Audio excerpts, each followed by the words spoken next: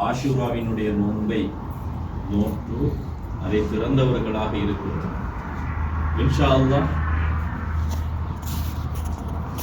இக்லாஸாக செய்யப்பட்டிருந்த நோன்பாக இருந்தால் கடந்த ஒரு வருடத்தினுடைய பாவங்கள் மன்னிக்கப்பட்டவர்களாக நாங்கள் இப்போது இருக்கிறோம். மிக நீண்ட நேரமாக நான் பயான் செய்ய விரும்பவில்லை. எப்போதும் ஞாபகம் வைத்துக்கொள்ளும் விதமாக ஒரு இபாதத்தை சொல்ல போகிறேன். அதுதான் அத்துவா. அது நானாக இபாதத் என்று சொல்லவில்லை. ரசூல் ஸல்லல்லாஹு அலைஹி வஸல்லம் அவர்கள் சொன்னார்கள், அத்துவா ஹுவல் இபாதா. துவா அது ஒரு வணக்கம் என்று ரசூல் ஸல்லல்லாஹு அலைஹி வஸல்லம் அவர்கள் சொன்னார்கள். எனவே துவா என்ற அந்த தலைப்பிலே அதனுடைய சிறப்புகள், அதற்கினுடைய நிபந்தனைகள், ஏற்றுக்கொள்ளப்படக்கூடிய முறைகள் என்று பக்கம் பக்கமாக ஹதீஸ்களோடு சொல்ல முடியுமான அளவுக்கு நிறைய விஷயங்கள் எழுதப்பட்டிருப்பதை நாங்கள் பார்க்கலாம். அப்போ நான் ஒரு துவாவினுடைய ஒரு குறிப்பான ஒரு விஷயத்தை உங்களுக்கு சொல்லித் தருகிறேன். அது ஒரு இபாதத். அது சும்மா கேட்குற ஒரு விஷயம், பார்த்துக்கலாம் அல்லாஹ் கிட்ட அப்படின்ட்டு இல்லாமல் அது ஒரு இபாதத் என்பதை ரசூல் ஸல்லல்லாஹு அலைஹி வஸல்லம் அவர்கள் காட்டி தந்திருக்கிறார்கள். அதனுடைய முக்கியத்துவத்தை பார்க்கிற போதும் எல்லா நபிமார்களும் துவா கேட்டிருக்கிறார்கள். யாரு? எல்லா நபிமார்களும் எல்லா ரசூல்களும் துவா கேட்டு அந்த துவா அல் குர்ஆனில் பதியப்பட்டிருக்கிறது. சரிதானே? ஆதம் அலைஹிஸ்ஸலாத்து வஸ்ஸலாம், நூஹ் அலைஹிஸ்ஸலாம், இப்ராஹிம் அலைஹிஸ்ஸலாம், மூசா, ஈசா, சகல நபிமார்களும் துவா கேட்டு அந்த துவா அல் குர்ஆனில் பதியப்பட்டு நாங்கள் இன்றும் அதை ஓதிக்கொண்டிருக்கிறோம். அந்த அளவுக்கு முக்கியத்துவம் வாய்ந்த ஒரு இபாதத். ஒன்று தெரிந்து கைவிடுகிறோம், அல்லது பொடுபோக்காக இருக்கிறோம். அப்ப ஒரு விஷயத்தை நான் சொல்லி துவா கேட்கின்ற மனிதனுக்கு எப்போதுமே நஷ்டம் உண்டாகாது என்ற ஒரு விஷயத்தை ஹதீஸோடு ஆதாரமாக சொல்லி நான் விஷயத்தை முடித்துக் கொள்கிறேன். இப்ப நம்ம எல்லோருக்கும் இருக்கிற பிரச்சனை என்ன? கேட்டால் கிடைக்கணும். துவா கேட்கிற எதுவுமே கிடைக்கல, இருக்கா இல்லையா? அப்ப துவாவுக்கு பதிலளிக்கப்படுகின்ற முறையை ரசூல் ஸல்லல்லாஹு அலைஹி வஸல்லம் அவர்கள் சொல்லி காட்டினார்கள். சுருக்கமாக மொழிபெயர்ப்பை மாத்திரம் சொல்கிறேன். கேட்டது கிடைக்கும். சிலருடைய அனுபவத்திலே இருக்கும், நம்ம துவா கேட்டிருப்போம், அதை அப்படியே அல்லாஹ் தஆலா ஏற்பாடு செய்து தந்திருப்பான். இரண்டாவது வழிமுறை, இவர் ஒரு விஷயத்தை கேட்டிருப்பார், ஆனால் இவருக்கு வர இருந்த ஒரு ஆபத்து தடைப்பட்டு போயிருக்கும். அப்ப கேட்டது கிடைக்காததுக்கு பரிகாரமாக இன்னொன்று கிடைத்திருக்கும், அல்லது இன்னொரு விஷயத்திலே இருந்து அல்லாஹ் பாதுகாப்பளிப்பான். இந்த ரெண்டும் நடைபெறாவிட்டால்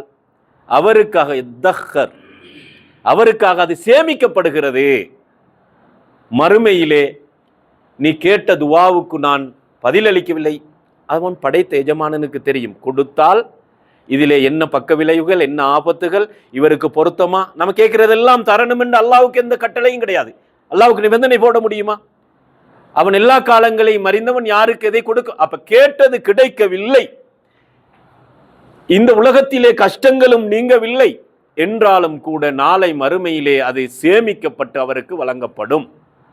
எனவே பிரார்த்தனை ஒருபோதும் நஷ்டமாக மாட்டாது. அல்லாஹ் குர்ஆனிலே சொல்வதை போல, என்னிடத்திலே நீங்கள் கேளுங்கள், நான் உங்களுக்கு பதிலளிக்கிறேன். வெறுமனே வெறுங்கையோடு ஒரு மனிதன் போவதை அல்லாஹ் வெட்கப்படுகிறான்.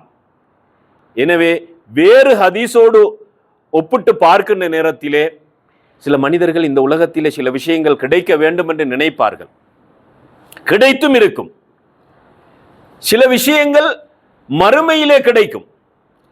அப்ப அங்க இருக்கிற மனிதர்கள் திரும்பவும் உலகத்துக்கு வந்து இந்த விஷயம் கிடைக்காமல் இருந்திருந்தால் நல்லா இருக்குமே என்று ஆசைப்படுவார்களாம். அந்த ஹதீஸினுடைய அர்த்தம் அப்படித்தான், விளங்கிதானே? ஏனால் மறுமையிலே கிடைக்கிற விஷயம் அவ்வளவு பெரிதாக இருக்கும்.